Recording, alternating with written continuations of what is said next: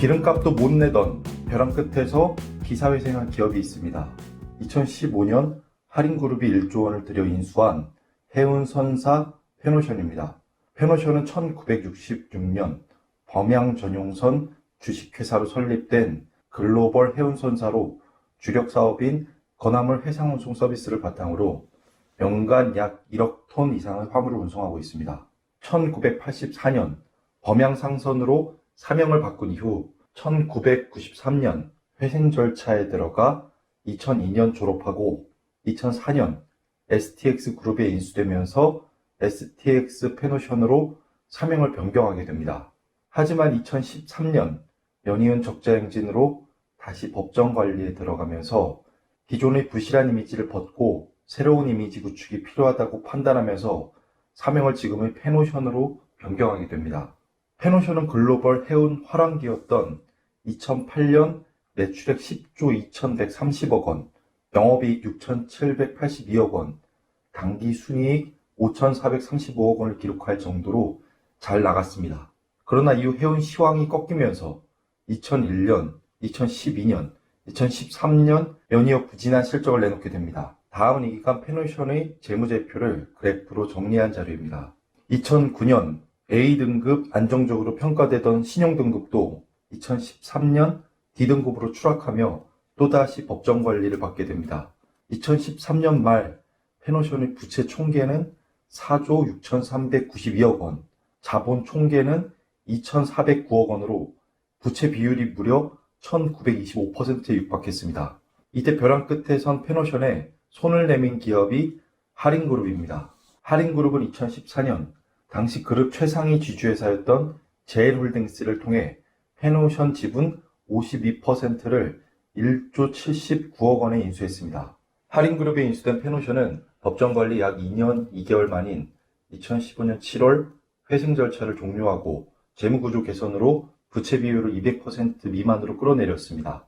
2020년 상반기 페노션의 기업 신용평가와 회사채는 A 안정적으로 평가되며 최대 주주는 할인지주회 25인으로 지분 54.90%를 보유하고 있습니다. 코로나19 영향에도 불구하고 올해 상반기 매출액 영업이익은 각각 1조 2422억 원, 1020억 원으로 지난해 동기 대비 각각 6.44%, 6.9% 증가하는 등 비교적 견조한 실적을 달성했습니다. 특히 페노션은 2015년 할인그룹에 안긴 이후 매년 호실적을 기록하며 안정적인 성장을 이어오고 있는데요. 다음은 2015년부터 2019년까지 페노션의 재무제표를 한눈에 볼 수 있도록 정리한 그래프입니다. 이 무렵 부채 비율 역시 2017년 61%, 2018년 54%, 2019년 53%로 안정적인 모습을 보이고 있습니다. 이쯤에서 질문이 하나 생깁니다. 할인그룹은 왜 페노션을 인수했을까요? 지금부터 할인그룹 지배구조를 바탕으로 페노션과 할인 두 기업 간 연결고리를 찾아보도록 하겠습니다. 할인그룹은 지주회사 할인지주를 최정점으로 가금사업, 사료사업, 양돈사업, 유통사업, 기타 특화사업 등으로 구분됩니다. 심플하게 보면 할인은 곡물, 사료, 축산, 도축, 가공, 품 제조, 유통 판매라는 큰 방향성을 갖고 계열사 간 가치 사슬이 연결되어 있습니다. 이달 14일 할인지주가 공개한 반기 보고서를 보면 할인그룹은 향후 추진하려는 신규 사업을 상세하게 설명하고 있습니다. 관련 내용을 보면 할인그룹이 그리는 비즈니스의 큰 그림을 조금이나마 이해할 수 있습니다. 할인 산업은 전북 익산에 1, 2공장을 세워 올해 중으로 HMR, 육가공, 조미소스, 면류 등을 생산할 계획이라고 밝혔습니다.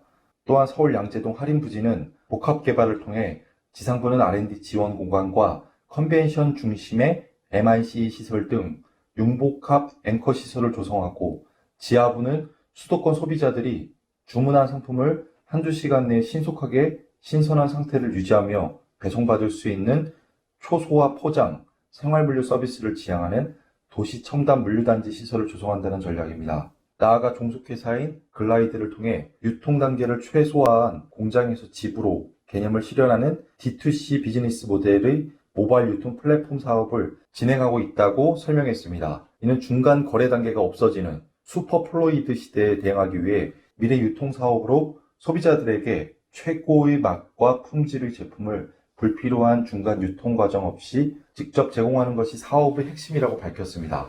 각각 분리해서 보면 관련성이 없어 보이지만 실상 하림이 그리는 큰 비즈니스의 그림을 보면 페노션 인수를 통해 무엇을 하려는지 짐작해 볼 수 있습니다. 해외에서 곡물을 들여와 직접 사료를 배합하고 축산과 도축, 가공, 나아가 식품 제조와 유통 판매, 물류를 통한 소비자 접점까지 A부터 Z까지 모든 과정을 그룹 내 가치 사슬을 통해 연결하겠다는 포부가 엿보입니다. 실제로 할인그룹 김홍국 회장은 페노션 인수 당시 세계 최대 곡물 종합기업인 카기를 언급하며 한국판 카길이 되겠다는 의지를 보이기도 했는데요. 통계청에 따르면 우리나라 곡물 자급률은 우루과이 라운드 등 개방을 계기로 하락폭이 지속됐으며 최근 20%대를 약간 상회하는 수준이며 쌀을 제외할 경우 밀, 옥수수, 대두 등의 해외 의존도는 90% 후반에 달합니다. 곡물 자급률이 지속 하락하는 이유는 축산물, 유지류 등의 소비자가 계속 증가하고 있지만 이들 품목 생산에 필요한 사료 작물 및 수입 물량이 크게 증가한 까닭인데요. 할인그룹이 페노션을 인수한 뒤 곡물 유통 사업에 진출한 배경 역시 안정적인 곡물 확보 및 유통을 위한 것으로 보입니다. 할인그룹의 수요에 기반해 페노션은 트레이딩과